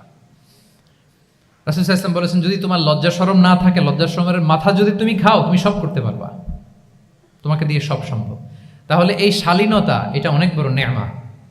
সম্মানিত বন্ধুরা, আজকে দিনকে দিন আমাদের সমাজ থেকে শালীনতা হারিয়ে যাচ্ছে, লাজুকতা হারিয়ে যাচ্ছে। নারী পুরুষ উভয় দিক থেকে, বিশেষ করে আমাদের বোনদেরকে টার্গেট করা হয়েছে। নারীদেরকে, আমাদের বোনদেরকে, তাদেরকে প্ররোচিত করা হচ্ছে, তাদের সামনে আইডিয়া হাজির করা হচ্ছে যে নারী যত বেশি নগ্ন হতে পারে সে তত বড় সাহসী নারী। বলেন, আমাদের সমাজে পত্রপত্রিকা আপনারা দেখেন না এটা? যে নারী নিজেকে যত এক্সপোজ করবে সে তত বড় কি সাহসী নারী, এই তকমা তাকে দেয়া হচ্ছে। এটা টোটাল কমপ্লিট শয়তানের একটা মিশন। শয়তানের প্রথম মিশন হচ্ছে বনি আদমকে বিবস্ত্র করা। কি করা? আল্লাহ তাআলা আদম আলাইহিস সালাম, হাওয়া আলাইহিস সালামকে বলেছিলেন যে নিষিদ্ধ গাছ যেও না, খেও না। শয়তানের প্ররোচনায় খেয়ে ফেলেছিলেন, সাথে সাথে জান্নাতের পোশাক খুলে পড়েছে। তার মানে শয়তানের প্রথম মিশন হচ্ছে মানুষকে কি করা? নগ্ন করা। মানুষকে কি করা? নগ্ন করা। তাহলে আমাদের বোনদেরকে এমন ভাবে তাদের সামনে উপস্থাপন করা হচ্ছে, প্ররোচিত করা হচ্ছে এবং বলা হচ্ছে নগ্নতার পথে যে বেশি হাঁটে সে নাকি তত সাহসী নারী। নাউযুবিল্লাহি মিন যালিক। তাহলে এই যে মানব জাতিকে বস্ত্রহীন করা, এটা শয়তানের একটা মিশন। তার বিপরীতে ইসলাম নারীকে সম্মান দিয়েছে, সম্মান করেছে। যে ঘরে প্রথমে কন্যা জন্মায়, খায়রুকুম মান বুখিরা বিল উনসা, সে ঘরটাকে আল্লাহ তাআলা বরকতময় করে দেয়। 2 সন্তান তো 2 জান্নাতের দরজা ওপেন। 2 কন্যা সন্তান, 3 কন্যা সন্তান তো 3টা জান্নাতের দরজা ওপেন। সুবহানাল্লাহ। স্ত্রী হয়ে যখন ঘরে যাবে, যে ব্যক্তি তার স্ত্রীর কাছে সেরা, পরিবারের কাছে সেরা, সে সবার কাছে সেরা, সে আল্লাহর কাছে সেরা। সুবহানাল্লাহ। এবং কোনো মা যদি সন্তান জন্ম দিতে যে মারা যায়, কিয়ামতের দিন আল্লাহ তাআলা ওই মাকে শহীদদের কাতারে দাঁড় করাবেন। আর যদি সেফলি সন্তান ভূমিষ্ঠ হয়, আল্লাহ বলে মায়ের পায়ের নিচে ওই সন্তানের বেহেশত। সুবহানাল্লাহ। কিভাবে নারীর স্টেটাস, মর্যাদাকে ইসলাম বাড়িয়েছে। এবং এই যে ইসলাম যে নারীকে যে ভিআইপি হিসেবে কনসিডার করে, হ্যাঁ, ইসলামের দেয়া নারীর ড্রেস কোড নিয়ে আমাদের অনেকের কত কথা, কত ক্রিটিক। এটা কেন করে? কারণ ইসলাম consider women as a queen. ইসলাম তো নারীকে রানী হিসেবে কনসিডার করে। কি হিসেবে বলেন? আচ্ছা বলেন, যে কুইন হবে, যে রানী হবে, তার একটা স্পেশাল ড্রেস কোড থাকবে না? তার একটা স্পেশাল প্রোটোকল থাকবে না? রানীর সাথে কি যা মনে চায় তা করা যায়, দেখা করা যায়, তার কাছে যাওয়া যায়? আল্লাহু আকবার। কারণ ইসলাম চায় নারীদের জন্য পৃথিবীটা নিরাপদ হোক। ইসলাম চায় নিজ গৃহে বা কর্মক্ষেত্রে নারীরা নিরাপদ থাক। ইসলামের যত ভ্যালিউজ আছে, যত রুলস এন্ড রেগুলেশন আছে, এটা আমাদের ভালোর জন্য, মানব জাতির কল্যাণের জন্য। তাহলে এই অশ্লীলতা থেকে আমাদের যোজন দূরে থাকতে হবে। If you talk about Islamic lifestyle, আমাদেরকে শালীনতা, মডেস্টি ফিরিয়ে আনতে হবে। You have to maintain modesty. আমি যদি আরো ডিপে যাই, দেখেন এই যে প্রত্যেকের হাতে এক একটা করে পর্ন হাব হয়ে গেছে। হয়েছে না? পর্নোগ্রাফির সয়লাভ, বিকৃত যৌনাচারের সয়লাভ। এখন নতুন নামে, নতুন মোড়কে, LGBTQ নামে আমাদের সমাজে নানা মোড়কে আমাদের সামনে উপস্থাপন করা হচ্ছে। শুনেছেন না এগুলো? আপনারা নাম শুনেছেন? এই যে ট্রান্সজেন্ডারিজম, নাম শুনছেন না? নিজের দেহ কাটাকাটি করে দিব্যি পুরুষ, 4 সন্তানের বাবা, এখন হঠাৎ করে বলে যে আমি মনে মনে নারী, তো সোসাইটি যেন আমাকে নারী স্বীকৃতি দেয়। বায়োলজিক্যালি দিব্যি নারী, 3 সন্তানের মা, এখন বলে যে এখন আমি মনে মনে ভাবতেছি পুরুষ, তো আমাকে পুরুষ হিসেবে তুমি কনসিডার করো। আল্লাহর দেয়া ফিতরাত, এই যে বলছে উল্টায় ফেলতেছে, এই ফিতরাতকে ধ্বংস করার সবচেয়ে জঘন্যতম এই নতুন যেটা বাজারজাত করা হচ্ছে যে আইডিওলজি, এটা হচ্ছে ট্রান্সজেন্ডারিজম। অধিকারের মোড়কে, তাও আসতেছে কিভাবে? কিসের মোড়কে বলেন তো? রাইটসের কথা বলে, যেটা একটা রাইটস। এজন্য সম্মানিত সুধীমণ্ডলী, শালীনতার কোনো বিকল্প নেই। If you want to take care of yourself, if you want to take care of your family, your society, you have to maintain modesty. কোনো বিকল্প নেই, সাবধান হইতে হবে আমাদেরকে। তাহলে 4 নম্বরে কি? শালীনতা, মডেস্টি। শালীনতা হচ্ছে ইসলামিক লাইফস্টাইলের ভূষণ। এখন পরিকল্পিতভাবে এই শালীনতার কবর রচনা করা হচ্ছে আমাদের সমাজে। আপনারা কি রাগ করতেছেন? কথা ক্লিয়ারলি বুঝতে পারতেছেন? আমি যদি রয়ে সয়ে কথা বলি তো বুঝতে পারবেন আপনারা? ক্লিয়ারলি মেসেজগুলো আমি আপনাদের সামনে পৌঁছে দিচ্ছি। তাহলে কয়টা গেল? 4টা। হালাল, প্রোডাক্টিভিটি, প্রিজার্ভিং ফিতরা অ্যান্ড ফাইনালি মডেস্টি। 4টা কাভার। 5 নম্বরে হচ্ছে ইসলামিক লাইফস্টাইল যদি আমরা মেনটেন করি, we must have to be optimistic, hopeful, আশাবাদী হইতে হবে। মুমিনের ডিকশনারিতে হতাশা নেই। আমরা হতাশ হই না, আমরা নিরাশ হই না, আমরা ভরসা রাখি এক মহান সত্তার উপর। আওয়াজ করে বলুন, তিনি কে? শয়তানের মিশন হচ্ছে আমাদেরকে হতাশ বানানো। আমি স্টেজে ওঠার আগে সম্মানিত স্যার বলতেছিলেন যে আপনি একটু আশাবাদী করবেন আমাদের নারী শিক্ষার্থীদের ব্যাপারে, আমাদের ছেলে শিক্ষার্থীদের কয়েকটা ইস্যু স্যার বললেন যে কিছু ফ্রাস্ট্রেশন তাদের মধ্যে কাজ করে। আজকে আপনাদের ডিকশনারি থেকে ফ্রাস্ট্রেশনকে একেবারে অমিট করে দিয়ে যাব। বলেন, বিশ্বাসীদের ডিকশনারিতে হতাশা বলে কোনো শব্দ আছে? ফ্রাস্ট্রেশন আছে? কারণ শয়তানের মিশন হচ্ছে আমাদেরকে হতাশ বানানো। কি বানানো? শয়তান আমাদেরকে আশাবাদী করতে চায় না, সে চায় আমরা যেন হতাশ হই। আমি ভুল করেছি, পাপ করেছি, অন্যায় করেছি, তো শয়তান সেই পাপের সাগরে আমাকে হাবুডুবু খাওয়াতে চায়, বলে আর অনেক ভুল হয়ে গেছে, অনেক দূর তুই চলে এসেছিস, আর আল্লাহ তোকে ক্ষমা করবে না, থাক এখানেই থাক, করতে থাক। এরকম শয়তান টেম্পটেশন দেয়, প্রভোকেশন করে। কিন্তু শয়তান জানে না যে আল্লাহর রহমতের দরিয়া কত বড়। শয়তানের মিশন হচ্ছে আমাদেরকে হতাশ বানানো, আর আল্লাহর বাণী আমাদের হৃদয়ে আশা জাগায়, আশাবাদী করে তোলে। আল্লাহর এই কিতাবের, কোরআনের প্রতিটি আয়াতে পরতে পরতে পাবেন আপনি মোটিভেশন, ইন্সপিরেশন। আল্লাহু আকবার। লা তাহজান ইন্নাল্লাহা মা'ানা। মনকে তুমি বুঝিয়ে বলো আল্লাহ আছেন আমার সাথে।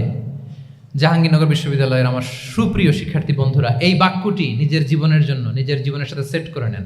মনকে তুমি বুঝিয়ে বলো আল্লাহ আছেন আমার সাথে। বিপদে আপদে, আমাদের লাইফে আপস এন্ড ডাউনস থাকে, সব মুহূর্তে আমরা এই কথাটা খেয়াল করব যে কেউ যদি আমাকে হেল্প করার জন্য নাও থাকে, এক মহান সত্তা আছে, তিনি কে? আল্লাহ রাসূল সাল্লাল্লাহু আলাইহি ওয়াসাল্লাম, আবু বকর রাদিয়াল্লাহু তাআলা আনহু গারে সাউরে হিজরতের রাতে লুকিয়ে আছেন। কুরাইশরা খুঁজতেছে, আবু বকর রাদিয়াল্লাহু তাআলা আনহু তটস্থ, না জানি ধরা পড়ে যায়। তিনি বলছেন, কুরাইশরা আমাদের এত পাশ দিয়ে যাচ্ছে, একটু মাথা নিচু করলে দেখে ফেলবে আমাদের। রাসূল সাল্লাল্লাহু আলাইহি ওয়াসাল্লাম বললেন যে ভয় পেও না। আবু বকর, তুমি কি ভেবেছো আমরা এখানে গুহাতে 2 জন? না না, এই গুহায় আমরা 2 জন নই, আমাদের সাথে একজন মহান সত্তা আছে। তিনি কে? আমরা 3 জন এখানে। লা তাহজান ইন্নাল্লাহা মা'ানা। ভয় পেও না, হতাশ হয়ো না, নিশ্চয় আল্লাহ আমাদের সাথে আছেন। আল্লাহ তাআলা সরাসরি কথাটাকে কোরআনে কোট করেছেন যে লা তাহজান ইন্নাল্লাহা মা'ানা। তাহলে সুপ্রিয় বন্ধুরা, এই বাক্যটা আমাদের খেয়াল রাখতে হবে যাদের মধ্যে ফ্রাস্ট্রেশন কাজ করে, যে মনকে তুমি বুঝিয়ে বলো কে আছেন আমার সাথে? আল্লাহ আছেন আমার সাথে। এরকম কোরআনের পরতে পরতে অনেক আয়াত পাবেন। লা তাইআসু মির রাউহিল্লাহ ইন্নাহু লা ইয়াইআসু মির রাউহিল্লাহি ইল্লাল কওমুল কাফিরুন। আল্লাহর রহম থেকে নিরাশ হয়ো না। কাফিররা ছাড়া কেউ আল্লাহর রহম থেকে নিরাশ হয়? আমি আপনি আমাদের জীবনে কত ভুল করেছি, কত অন্যায় করেছি, কতটাই বা পাপ করেছি। মনে রাখবেন, আমাদের পাপ যত বড় হোক, আল্লাহর রহমতের দরিয়া তার চাইতেও বড়। ইন্না মা'আল উসরি ইউসরা ফাইন্না মা'আল উসরি ইউসরা, and verily with every hardship there is an ease. প্রত্যেক কষ্টের পরেই থাকে স্বস্তি। এই বাক্যগুলো কি আপনাকে মোটিভেশন দেয় না? এই কথাগুলো কি আপনাকে চাঙ্গা করে না? আপনার জীবনে ইন্সপিরেশন হয়ে আসে না এই কথাগুলো? ওয়ালা তাহিনু ওয়ালা তাহজানু ওয়া আনতুমুল আ'লাউনা ইন কুনতুম মুমিনিন। চিন্তা করো না, হতাশ হয়ো না, তোমাদেরই বিজয় হবে যদি তোমরা মুমিন হও। আল্লাহু আকবার। তাহলে আপস এন্ড ডাউনস থাকবে, এবং মুমিন জীবনে তো হতাশা থাকবেই না। কারণ আমার জীবনে যদি কোনো কষ্টের ঘটনা ঘটে, এটার জন্য আমি রিওয়ার্ড পাবো, আমি যদি অসুস্থ হই, আমার প্রত্যেক অসুস্থতার কারণে আমার পাপ মোচন হয়। সুবহানাল্লাহ পড়েন। আপনার জ্বর হয়েছে, এই জ্বরের কারণে আল্লাহ আপনার গুনাহ মাফ করবেন। আপনি ব্যথা পেয়েছেন, অসুস্থ হয়েছেন, আল্লাহ তাআলা গুনাহ মাফ করে দিবে। তাহলে হতাশার কোনো সুযোগ আছে বলেন? না। মুমিন জীবনে হতাশার কোনো সুযোগ নেই। রাসূল সাল্লাল্লাহু আলাইহি ওয়াসাল্লাম বলেন, মা ইউসিবুল মুসলিমা মিন নাসাব ওয়ালা ওয়াসাব ওয়ালা হাম্মিন ওয়ালা হুজনিন ওয়ালা আযান ওয়ালা গাম্মিন হাত্তা শাওকাতি ইউশাকুহা ইল্লা কাফারাল্লাহু বিহা মিন খাতায়া। মুমিন জীবনে যত ব্যথা, কষ্ট, দুঃখ, এমনকি ফল পাড়তে যে গাছের কাটার খোঁচা যদি খান, রাসূল সাল্লাল্লাহু আলাইহি ওয়াসাল্লাম বলেন ওই খোঁচার ব্যথার কারণে আল্লাহ তোমার গুনাহ মাফ করে দেয়। কেউ অসুস্থ হয়ে রাসূল সাল্লাল্লাহু আলাইহি ওয়াসাল্লামের কাছে আসলে রাসূল সাল্লাল্লাহু আলাইহি ওয়াসাল্লাম কি বলতেন জানেন? কেউ জানেন? লা বাস আলাই তুহুরুন ইনশাআল্লাহ। তিনি বলতেন, আরে don't worry about it, it will cleanse up your scenes. ভয় পেও না, আরে এই অসুস্থতা, এটার কারণে আল্লাহ তোমার গুনাহ মাফ করে দিবে।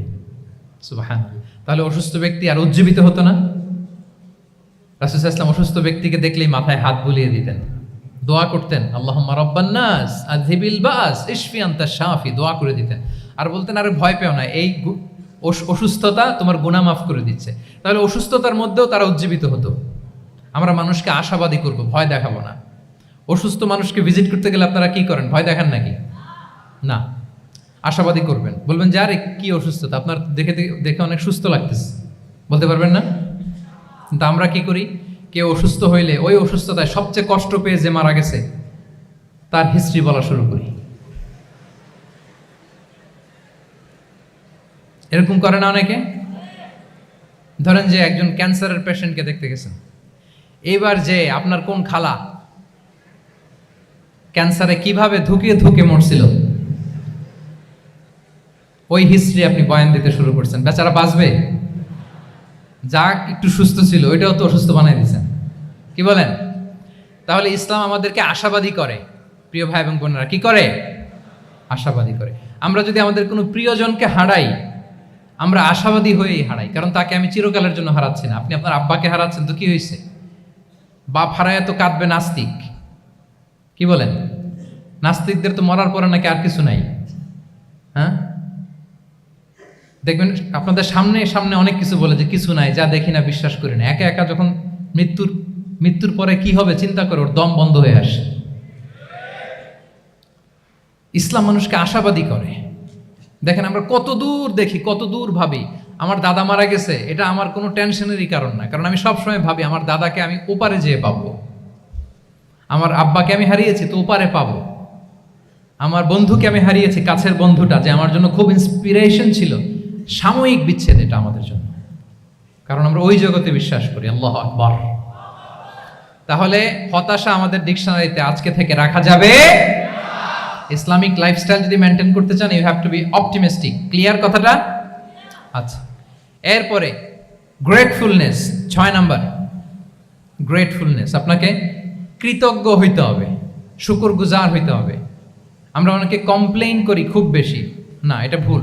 সম্মানিত সুধীমণ্ডলী, be grateful with what you have. যা আছে এটা নিয়ে শুকরগুজার হন, আপনার জীবনটাকে আল্লাহ সুন্দর করবে। তাহলে কমপ্লেইন করব না, আমরা শুকরগুজার হব। রাসূল সাল্লাল্লাহু আলাইহি ওয়াসাল্লাম বলেছেন, তোমার চেয়ে যে খারাপ অবস্থানে আছে তার দিকে তাকাও, যে ভালো আছে তার দিকে তাকিও না। হ্যাঁ, যে ভালো আছে তার মতো আপনি হওয়ার চেষ্টা করবেন। আপনার গোল থাকবে। I am not talking about the goals and plans. Your plan and goal should be bigger and bigger. But আপনি ও খুব ধনী, ও খুব ভালো আছে, এটা দেখে কষ্ট পাবেন না, কারণ আপনি খেয়াল করেন যে আপনার চেয়ে অনেক খারাপ অবস্থানে আছে অনেকে। ওর দিকে তাকালে দেখবেন যে আপনার আর খারাপ লাগতেছে না। শেখ সাদি রাহিমাহুল্লাহ, বিখ্যাত কবি, নাম শুনেছেন না? ওনার একবার পায়ে দেওয়ার মতো জুতা ছিল না। কি ছিল না? সবাই বলুন, কি ছিল না? জুতা। তো উনি একবার রাস্তা দিয়ে হাঁটতেছেন, হঠাৎ দেখেন এক লোকের 2টা পাই নাই। কি নাই? শুকরগুজার হলেন, চিৎকার করে বললেন আলহামদুলিল্লাহ, যে আল্লাহ অনেক ভালো আছি, আমার জুতা নাই এজন্য মন খারাপ, ওর তো পাই নাই। হ্যাঁ, এজন্য বেঁচে যে আছি এজন্যই আলহামদুলিল্লাহ। লা ইন শাকারতুম লা আযীদান্নাকুম ওয়া লা ইন কাফারতুম ইন্না আযাবি লাশাদীদ। আল্লাহ বলেন, যদি শুকরিয়া করো, শুকরগুজার হও, আমি আল্লাহ নিয়ামত বাড়িয়ে দেব। যদি নাশুকরি করো, জেনে রাখো আমার শাস্তি কঠিন। তাহলে বেঁচে যে আছি এজন্যই কি পড়া উচিত? জাহাঙ্গীরনগর বিশ্ববিদ্যালয় আওয়াজ করেন, বেঁচে যে আছি এজন্য কি পড়বো? আপনি যে অবস্থানে থেকে খুশি না, ভাল লাগে না আপনার, যে হায় রে আমি তো লুজার, আমার কিচ্ছু নাই, আপনার এই অবস্থানে পৌঁছাটা অনেকের জন্য স্বপ্ন। মানে যেটা পেয়ে আপনি হ্যাপি না, অতটুকু হইতে পারাটা অনেকের কি স্বপ্ন। আপনাকে যদি জিজ্ঞেস করি ভাই কি চান, কি লাগবে বলেন, কি চান, তা আপনি বলবেন যে শেখ আমি ধনী হইতে চাই, আমার একটা ব্রাইট ক্যারিয়ার চাই, আমি টাকা চাই, আমি খ্যাতি চাই, আমি ক্ষমতা চাই, এটা চাই। কত যে চাওয়ার ফিরিস্তি আমাদের। আপনি একটু একটা ক্যান্সার হসপিটালে যান তো, ক্যান্সারের 3rd স্টেজে চলে আসছে, ধুকে ধুকে লাস্ট স্টেজে চলে আসছে। আপনার তো অনেক কিছু চাই, আপনি ওকে একটু জিজ্ঞেস করেন যে ভাই আপনি কি চান। ও টাকা চায় না? ক্যান্সারের রোগী টাকা চাবে, খ্যাতি চাবে, ব্রাইট ক্যারিয়ার চায়। সে কি চায় বলেন তো একটু? সে একটু বাঁচতে চায়। যে ভাই তুমি কি চাও, বলবে আমি কিছু চাই না, একটু বাঁচতে চাই। বার্ন ইউনিটে যদি কখনো যাওয়ার সুযোগ হয়, দেখবেন যে চিৎকার করে তারা, এত কষ্ট, এই দহনের কারণে এত কষ্ট, তারা চিৎকার করতে থাকে হসপিটালকে কাঁপিয়ে। আপনি ওকে একটু জিজ্ঞেস করবেন ভাই কি চাও, বলেন তোর চাওয়াটা কি? ও শুধু বাঁচতে চায়, কিন্তু ওই বেঁচে থাকা নিয়ে তো আমাদের কোনো ফিলিংসই নাই। আমরা যে বেঁচে আছি এটা যে শুকরগুজার হওয়ার অনেক বড় একটা কারণ, আমরা এরকম করে ভাবিই না। এজন্য সুপ্রিয় সুধী মণ্ডলী, আমরা যে বেঁচে আছি এজন্য আলহামদুলিল্লাহ। শুধু বেঁচে থাকার কারণে আমরা কি পড়বো? তাহলে গ্রেটফুলনেস, আপনি যদি ইসলামিক লাইফস্টাইলে নিজেকে অভ্যস্ত করতে চান, আপনার যেমনি অপটিমিস্টিক হইতে হবে, অ্যাট দ্য সেম টাইম আপনাকে কি হইতে হবে? গ্রেটফুল হইতে হবে। 7 নম্বরে তাওয়াক্কুল। Put your trust on Allah, because only He can help you, only He can protect you. And when you put your trust on Allah, you are in a divine shield. আপনি যখন আল্লাহর উপর নিজেকে ন্যস্ত করেন, আপনি একটা ডিভাইন, একটা প্রোটেকশনের ভেতরে থাকেন। বিশ্বাসীরা কি করে? আল্লাহর উপর ভরসা করে। কি করে? কার উপর? তদবিরের উপর, লবিং এর উপর, মামা চাচা? তাহলে আল্লাহর উপর ভরসা হবে। কার উপর? ফাইদা আযামতা ফাতাওয়াক্কাল আলাল্লাহ, আল্লাহর উপর ভরসা করব। এমনকি ঘর থেকে বের হওয়ার সময় রাসূল সাল্লাল্লাহু আলাইহি ওয়াসাল্লাম আমাদেরকে বলেছেন আল্লাহর উপর তাওয়াক্কুল করো। আমরা কি দোয়া পড়ি বলেন তো ঘর থেকে বের হয়ে? বিসমিল্লাহি তাওয়াক্কালতু আলাল্লাহ। এই তাওয়াক্কুল নিয়ে আমাদের অনেক মিসকনসেপশন আছে। আমাদের মধ্যে একটা প্রবণতা আছে, অনেকে বলে যে যা হবে হবে, আল্লাহ ভরসা। বলে যে যা হবে হবে, কি ভরসা? কথা বলতে হবে তো আমার সাথে। আপনারা কি বোরিং হচ্ছেন? ওরে আল্লাহ, অনেক রাত হয়ে গেছে, তো শেষ করে দেই তাহলে। আর কয়েক মিনিটের মধ্যে শেষ করবো ইনশাআল্লাহ। তাহলে অনেকের মধ্যে একটা প্রবণতা আছে, তারা বলে যে যা হয়েছে হয়েছে, কি ভরসা? যা করে আল্লাহ, আল্লাহ ভরসা। এটা it's not the concept of তাওয়াক্কুল। এটা তাওয়াক্কুল নয়। ইসলামে তাওয়াক্কুল is always at the second step. The first step is your effort. প্রথমে আপনি চেষ্টা করবেন, এরপরে আপনি আল্লাহর উপর তাওয়াক্কুল করুন। কিছু না করে যদি বলেন আমি আল্লাহ ভরসা, এটা আল্লাহ ভরসা হয়েছে? এটা আপনার মন গড়া একটা কথা হয়েছে, কিন্তু এটা তাওয়াক্কুল হয়? আমাদের অনেকে অলসতা, অকর্মণ্যতা, অপারগতা, হীনমন্যতা, এগুলোর তাওয়াক্কুল বানায় ফেলাইছে। হাত গুটায় বসে থাকবে, কাজ করবে না, অলস, আর বলে কি আল্লাহ ভরসা। রিজিকের মালিক আল্লাহ, কিছু করবে না আর বলে আল্লাহ ভরসা। প্রিয় ভাইরা, রাসূল সাল্লাল্লাহু আলাইহি ওয়াসাল্লাম তিনি অলসতা, অকর্মণ্যতা, হীনমন্যতা, কাপুরুষতা, ভীরুতা, এগুলো থেকে আল্লাহর কাছে পানাহ চেয়েছেন।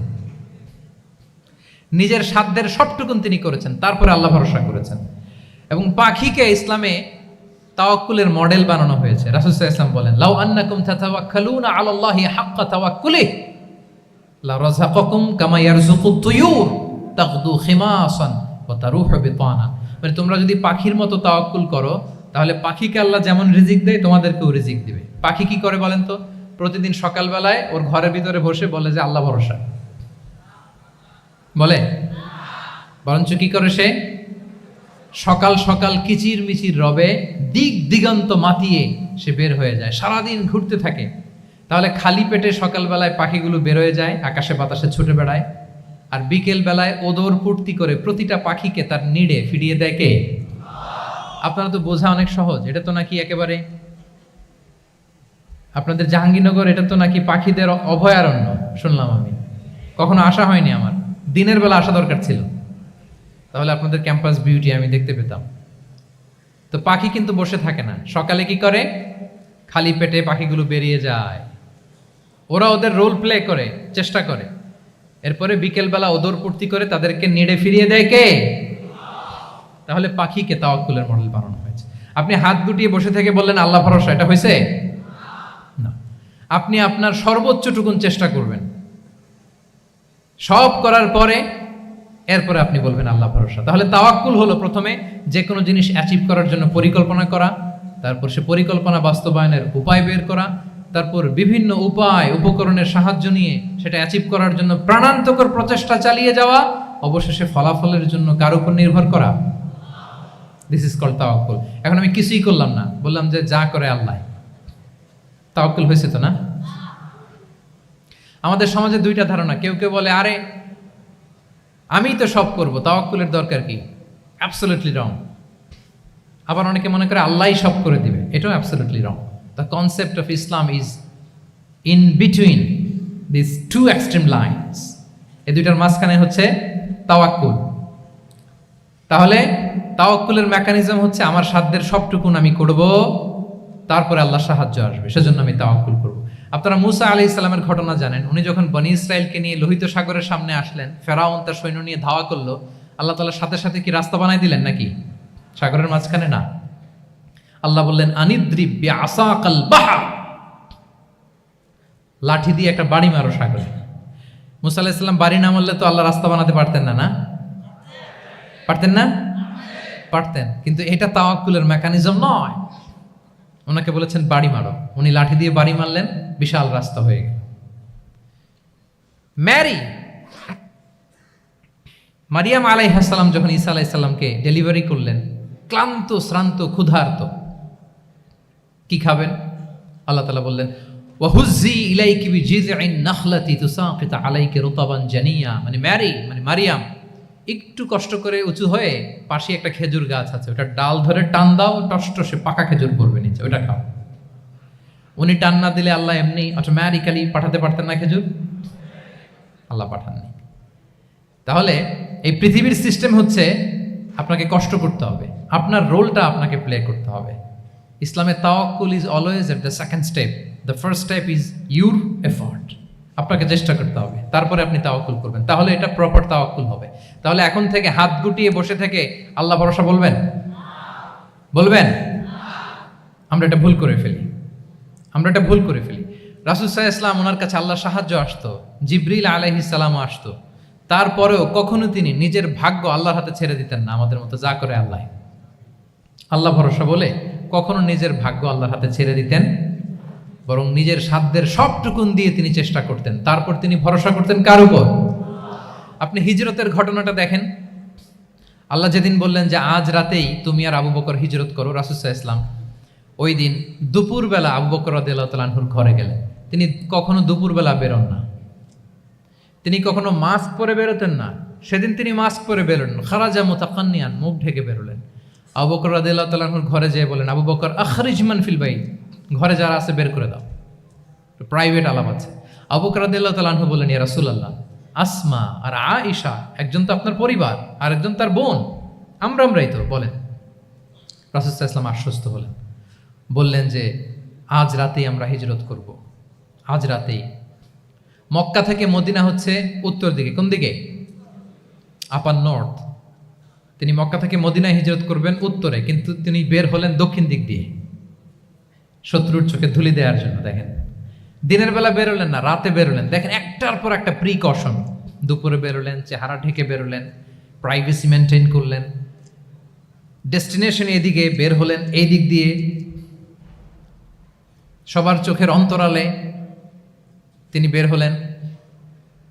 এবং তিনি আবু বকর রাদিয়াল্লাহু তাআলা আনহুকে বললেন, সবাই যেই পথে মদিনা যায় আমরা কিন্তু ওই পথে যাব না, ক্যারাভানগুলো যেই পথে যায় ওই পথে না, সাওয়াহিলি একটা আনইউজুয়াল রুট ধরে আমরা যাব, সাগরের পার ঘেঁষে ঘেঁষে, যাতে ওরা বুঝতে না পারে।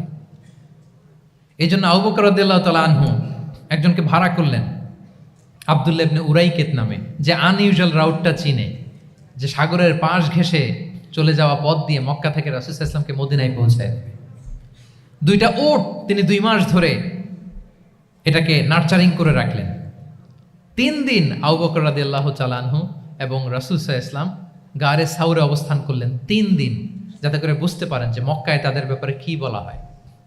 এবং আবু বকর রাদিয়াল্লাহু তাআলা আনহুর ছোট্ট ছেলে আব্দুল্লাহকে অ্যাসাইন করা হলো যে আব্দুল্লাহ, তুমি তো ছোট মানুষ, তুমি প্রতিদিন মক্কার বাজারে যেয়ে শুনবা যে আমাদের ব্যাপারে কুরাইশরা কি বলে। নিশ্চয়ই তারা তন্ন তন্ন হয়ে আমাদেরকে খুঁজবে, না পেয়ে ওরা কি কি পলিসি নেয় এটা এসে আমাদেরকে জানাবো। সুবহানাল্লাহ। ছোট্ট আব্দুল্লাহ মক্কার বাজারে কে কি বলে শুনে গোয়েন্দার মতো করে, স্পাইয়ের মতো করে সে তথ্যগুলো নিয়ে, খাবার নিয়ে গারে সাউরে প্রতিদিন ইনফরমেশন পাস করে আসতো, আবার খাবার দিয়ে আসতো। আচ্ছা বলেন তো, এই ছোট্ট আব্দুল্লাহ যেই পথে যায় মরুভূমির উপরে তার ফুটপ্রিন্ট আছে না, আব্দুল্লাহর ফুটপ্রিন্ট। তো কোরাইশরা তো তন্ন তন্ন হয়ে রাসূল সাল্লাল্লাহু আলাইহি ওয়াসাল্লামকে খুঁজতেছে, ডানে বায়ে সামনে পেছনে সব জায়গায়। তারা যদি আব্দুল্লাহর ছোট্ট পায়ের ছাপ পায় আর সেটাই যদি ফলো করে, তাহলে ডিরেক্টলি তারা কোথায় যেয়ে পৌঁছবে? রাসূল সাল্লাল্লাহু আলাইহি ওয়াসাল্লামের কাছে, গারে সাউরে। আল্লাহ রাসূল সাল্লাল্লাহু আলাইহি ওয়াসাল্লাম কি করলেন? আবু বকর রাদিয়াল্লাহু তাআলা আনহু কি করলেন? আমির ইবনে ফুহায়রা নামে আরেকটা লোককে অ্যাসাইন করলেন যে 3 দিনের জন্য আব্দুল্লাহ যখন তথ্য নিয়ে খাবার দিয়ে চলে যাবে, আমির ইবনে ফুহায়রা, তোমার কাজ হচ্ছে যেই পথ দিয়ে আব্দুল্লাহ হেঁটেছে এই পথ দিয়ে তুমি আমাদের ছাগলগুলোকে একটু চড়াই দিবা। তাহলে ওখানে ওই বাচ্চার আর ফুটপ্রিন্ট থাকবে না, ওই ছাগলগুলোর পায়ের ছাপ থাকবে। অনেক লম্বা ঘটনা, এরকম একটার পর একটা প্রিকশন আল্লাহ রাসূল সাল্লাল্লাহু আলাইহি ওয়াসাল্লাম এবং আবু বকর রাদিয়াল্লাহু তাআলা আনহু ওনারা নিয়ে তারপরে হিজরতের পথে রওনা হয়েছেন। এবং যখন রওনা হয়েছেন রাসূল সাল্লাল্লাহু আলাইহি ওয়াসাল্লাম ডানে বায়ে তাকান না, তিনি কোরআন তেলাওয়াত করছিলেন। হি ওয়াজ রিসাইটিং দ্য কোরআন, কারণ now he is in the state of তাওয়াক্কুল। এখন তিনি তাওয়াক্কুল করতেছেন। তাহলে বলেন তো, তাওয়াক্কুল কি শুরুতে না শেষে? তারপরে কতটা শেষে? আপনার চেষ্টা, আপনার তদবির, আপনার লবিং, আপনার এফর্ট, আপনার সাধ্যের নাগালে থাকা সব কিছু উজাড় করে দেওয়ার পরে আপনি বলবেন তাওয়াক্কালতু। আমরা করি কি? আমরা কি করি? আল্লাহ ভরসা। ভাই কি প্ল্যান আপনার? হুজুর আল্লাহ ভরসা। এবার বলেন এটা হয়েছে? এটা কি আসলে দ্য প্রপার কনসেপ্ট অফ তাওয়াক্কুল হয়েছে প্রিয় ভাই এবং বোনেরা? হয় নাই। কারণ তাওয়াক্কুল is always at the second step, the first step is you referred. আপনি আপনার সাধ্যের সবটুকু করবেন, তারপর কি করবেন? ক্লিয়ার?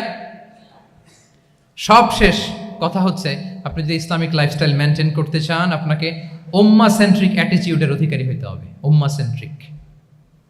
আমাদের মুসলিম উম্মাহ একটা দুঃখী উম্মাহ, নেতৃত্বহীন উম্মাহ, বলিষ্ঠ নেতৃত্বের অভাবে এদিক থেকে লাথি মারলে আমরা এদিকে যাই, এদিক থেকে মারলে এদিকে যাই।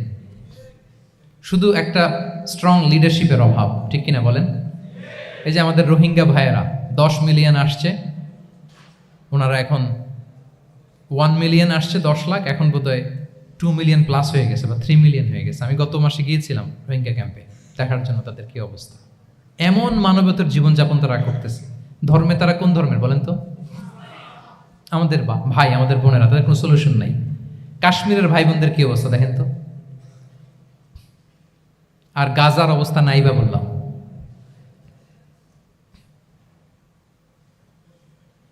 পাখির মতো গুলি করে মারা হয়েছে, মসজিদ ধ্বংস করা হয়েছে, এমনকি খ্রিস্টানদের গির্জা ধ্বংস করা হয়েছে।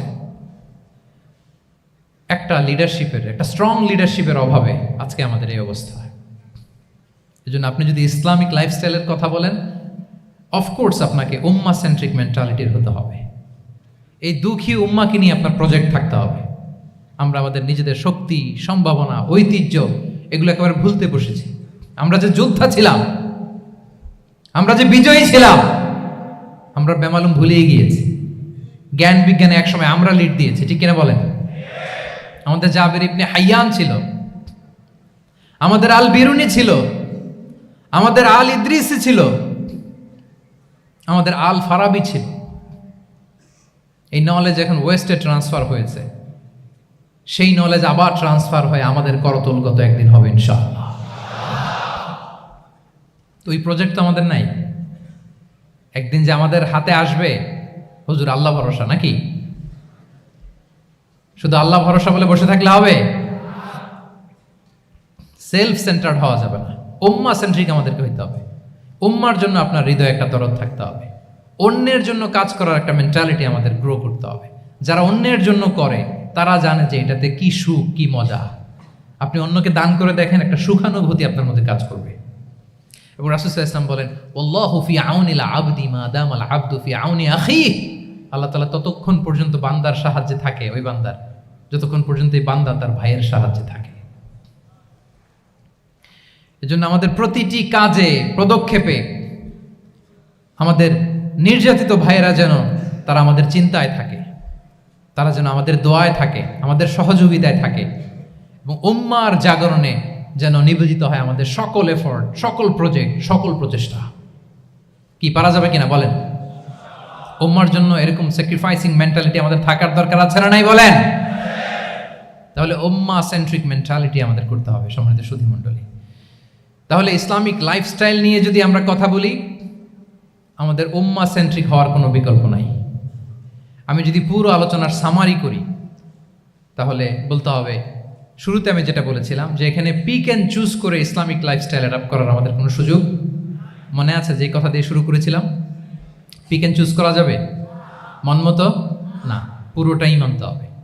এবং 8টা, মোস্ট লাইকলি 8টা core values of Islamic lifestyle আমি আপনাদের সাথে শেয়ার করেছি। একটু যদি রিকল করি, 1 নম্বরে কি বলেছিলাম বলেন তো?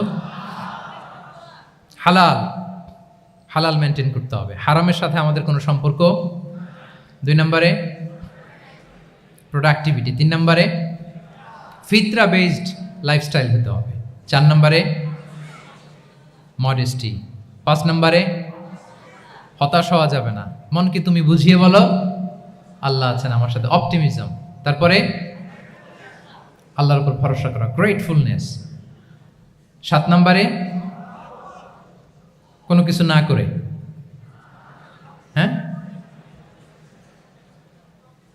সব কিছু করার পরে, মাশাআল্লাহ, অ্যাবসলিউটলি রাইট আনসার। সব কিছু আমার সাধ্যের সবটুকুন করার পরে কি করব? কার উপর তাওয়াক্কুল করব, এবং আমরা উম্মাহ সেন্ট্রিক চিন্তা লালন করব, উম্মাহ কেন্দ্রিক। পারা যাবে তো? এই কোর ভ্যালিউজগুলো যদি আপনি মেনটেন করেন, this would be the Islamic lifestyle. সম্মানিত সুধী, ইসলাম আমাদেরকে যে লাইফস্টাইল প্রেসক্রাইব করেছে, সেই প্রেসক্রাইব লাইফস্টাইলই আমাদেরকে সাবস্ক্রাইব করতে হবে। এর বাইরে মুসলিমের কোনো লাইফস্টাইল থাকতে পারে? এর বাইরে অন্য কোনো লাইফস্টাইল আল্লাহর কাছে গ্রহণযোগ্য হতে পারে?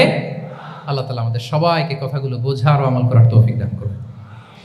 সম্মানিত সুধী মণ্ডলী, আমি আবারও পাঠশালাকে শুকরিয়া জানাই, বিশ্ববিদ্যালয় কর্তৃপক্ষকে শুকরিয়া জানাই, এবং দীর্ঘ 1 ঘন্টারও বেশি সময় ধরে আপনারা যারা এই লম্বা আধুনিক যুগে ইসলামিক লাইফস্টাইল শিরোনামের এই সেমিনারে অংশগ্রহণ করলেন, আপনাদের সবাইকে আবারও প্রাণ ঢালার শুভেচ্ছা এবং অভিনন্দন জানিয়ে আমার আলোচনা এখানেই আমি শেষ করছি। হাদা মা ইনদি ওয়াল ইলমু ইনদাল্লাহি আলাইহি তাওয়াক্কালতু ওয়া ইলাইহি উনীব। ওয়াসসালামু আলাইকুম ওয়া রাহমাতুল্লাহি ওয়া বারাকাতুহু।